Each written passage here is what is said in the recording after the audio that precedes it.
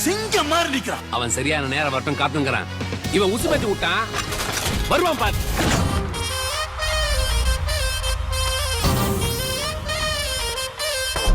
உனக்கு லவ் எல்லாம் கூட இருக்காடா?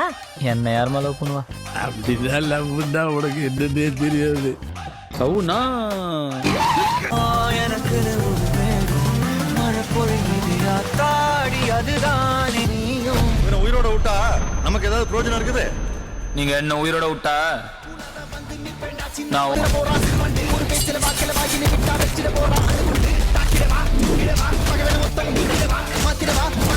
மறுபடி வந்தா